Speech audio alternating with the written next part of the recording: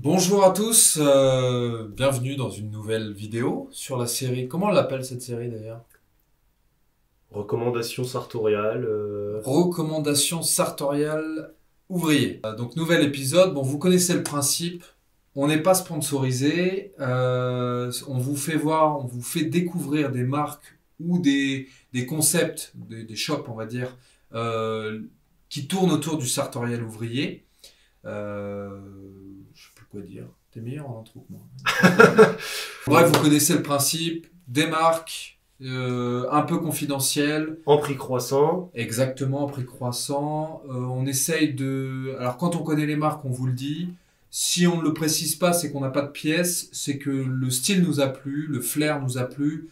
Dans ces cas-là, faites plus attention au niveau de la qualité. Et n'hésitez pas surtout à nous donner vos retours sur les qualités si vous connaissez les marques. Si vous en connaissez d'autres qu'on n'a pas citées, vous nous le dites aussi, ça nous intéresse toujours. Et puis voilà, on va se lancer. I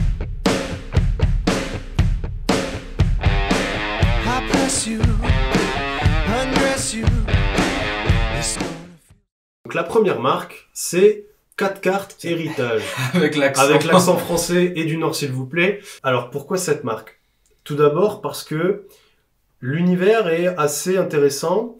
Peut-être que certains d'entre vous connaissent la maison Thomas Farthing, qu'on aime évidemment, qui est très connu, c'est je pense les piliers du style anglais. Pour moi c'est comparable à Pini Parma en termes de style. Pini Parma sont entre guillemets les leaders du style italien et Thomas Farthing entre guillemets les leaders dans la gamme premium, hein, attention. C'est le style Peaky Blinders. Voilà, c'est le style Peaky Blinders, etc. Mais évidemment, comme c'est bien fait, ça coûte un peu d'argent. Cette marque-là, l'avantage, c'est que les prix sont plus abordables. Alors, on n'a pas testé, donc on peut Non. pas vous garantir que les coupes sont extraordinaires, que la qualité est fantastique. On n'en sait rien, mais l'univers nous a plu. La marque propose pas mal de... Alors, moi, j'ai repéré des chemises autant avec des cols. On va vous le mettre à l'image, des cols vraiment très anglais. Moi, j'aime beaucoup, ça a beaucoup de flair. On n'a pas testé, mais encore une fois, l'univers est assez intéressant. Vous pouvez avoir de belles pièces à un prix très raisonnable. La sélection d'aujourd'hui, c'est ce qui se rapproche le plus de ce qu'on pense vraiment l'idée du sartorial ouvrier presque caricatural. Par contre, il n'y a aucune marque, on le dit tout de suite, il n'y a aucune marque qu'on a testée dedans. Ce sont des marques qu'on suit avec beaucoup d'attention, mais on les a pas éprouvées. On les a choisies parce qu'elles représentent vraiment cette idée de sartorial ouvrier, mais vraiment caricaturalement presque, hein. C'est-à-dire que si tu mets la totale de ces marques-là, tout le monde te regarde dans la rue, quoi. Bon, on le fait pas parfois ce style-là, mais je veux dire, faites-le, assumez. Disons que quand on a pensé Sartorial ouvrier, on a pensé à ces marques-là précisément. C'est ça. On va du coup peut-être passer à la deuxième. Allons-y. La deuxième, SEH Kelly. J'adore. C'est bien fait aussi. C'est une marque qui est peut-être un peu plus populaire. Je crois que Bonne Gueule en avait fait des recommandations. En tout cas, moi, c'est grâce à Bonne Gueule que j'ai pris connaissance de cette marque. Encore une fois, on est dans un style vraiment à l'anglaise.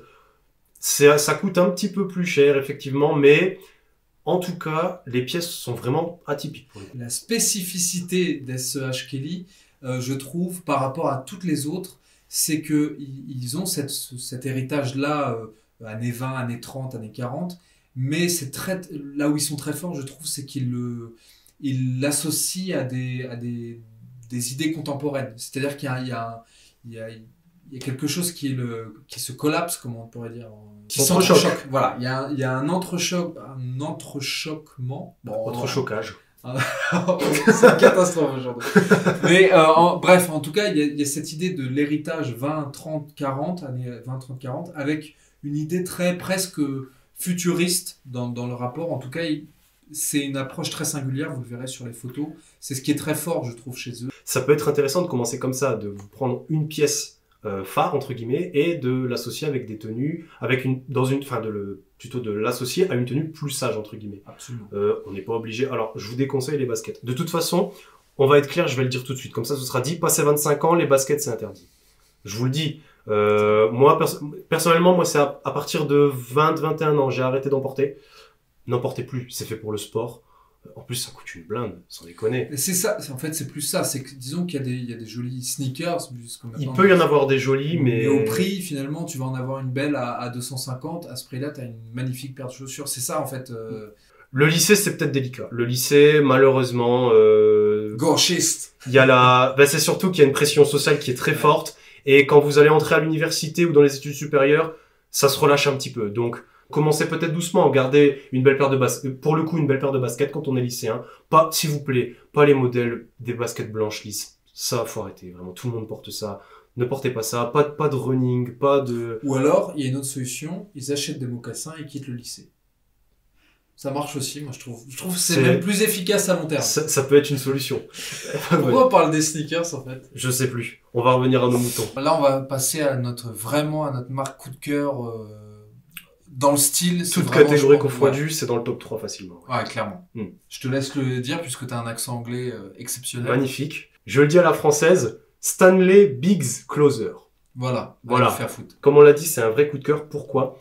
Anecdote personnelle, la première fois que j'ai cliqué sur ce site, je me suis dit, mon grand-père s'habille comme ça. Et c'est un compliment. Et c'est un compliment, oui, c'est un compliment. Tout est fait en Angleterre, je crois. C'est dans un style des années 20-30.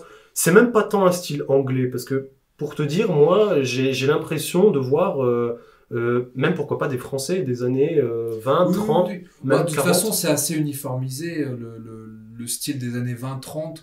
Tout l'Occident s'habille de la même manière. De toute façon, c'est une constante. L'Occident s'habille en général. Il y a des variantes suivant les pays. Moi, d'ailleurs, c'est la raison pour laquelle la différence entre style italien et style anglais, j'ai toujours trouvé que, oui, il y a des différences de culture, mais dans les faits... de moins en moins, en tout cas. Oui, et même quand tu regardes des hommes des années 50 qui soient en Italie ou en Angleterre, honnêtement, si on te dit pas c'est à Londres, c'est machin, tu le Disons vois que pas. les tendances, au final, vont un peu toutes dans le même sens. Exactement. Moi, je vois les photos de mon grand-père dans les années 50. Je prends les photos de ton grand-père dans les années 50. Pourtant, moi, il était en Italie encore dans les années 50. On prend le tien.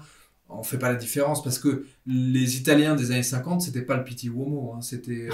C'était costume noir, chemise blanche et cravate noire et c'était partout pareil en vérité. Et puis même le site est vraiment sympa, il y a une histoire derrière, c'est bien fait, les photos sont bien faites, ils sont vraiment dans leur univers et ça moi j'aime beaucoup. C'est le gros coup de cœur. De toute façon, si à l'avenir on devait créer une marque parce qu'on y pense, pourquoi pas, on serait sur cette identité-là avec des variantes, vous verrez dans d'autres vidéos, mais il y aurait cet ADN là en fait. Ouais. C'est vraiment le sartorial ouvrier pur jus. Là, on est dans le pur sang et c'est top. Dans la même veine, on va passer à la 4e, qui s'appelle, avec mon accent français s'il vous plaît, Black Headley. Donc je suppose que ça se prononce Blake Headley. Blake, ouais. Blake Headley. Headley. Blake Headley. Là, c'est surtout si vous voulez des vestes en cuir. On avait parlé de Chapal dans un épisode précédent. C'est un peu dans le même esprit. Moins cher. Ouais, c'est un petit peu la gamme de prix inférieure. Ça reste des pièces onéreuses, mais de toute façon, si vous voulez des belles pièces de qualité, il n'y a pas de secret, il faut casser la tirelire. Surtout sur le cuir. Surtout sur le cuir, ça pardonne pas. Ouais. Ça pardonne pas le cuir. Et c'est un peu dans le même esprit, avec des vestes en cuir, avec une vraie identité, avec beaucoup de caractère. C'est une marque que j'aime bien. On vous met de toute façon à l'écran, on vous fait défiler quelques images. Je sais que mon père, il a eu une veste en cuir qu'il a gardée toute sa vie. Et ben c'est un peu dans la même, c'est la même philosophie. Vous achetez une veste, vous cassez votre tirelire. Vous tirez la langue quand vous l'achetez, mais quand vous le portez, là le sourire revient et vous le gardez toute votre vie. Vous pouvez pas abîmer, à moins de la mettre dans une broyeuse, vous pouvez pas abîmer des vestes comme ça. On va terminer cette vidéo par un deuxième coup de cœur. J'aime aussi beaucoup cette marque, qui s'appelle donc Shangri-La Héritage. La marque se définit, je regarde mes notes, excusez-moi, la marque se définit comme étant un mélange entre le biker, le rocker et le gentleman. Donc là, c'est vraiment... c'est très marqué, encore une fois. On est à la limite du workwear. Hein. Alors, là, pour le coup, c'est un peu dans le même esprit que Blake Headley pour les vestes. Les vestes en cuir sont... Honnêtement, je pense que c'est dans la même gamme. Hein. C'est le même style, le même univers. Mais ils proposent aussi des gilets, des chapeaux, des ranger belts qui sont vraiment magnifiques. Ça coûte un petit peu d'argent, mais alors si vous voulez un accessoire vraiment qui va...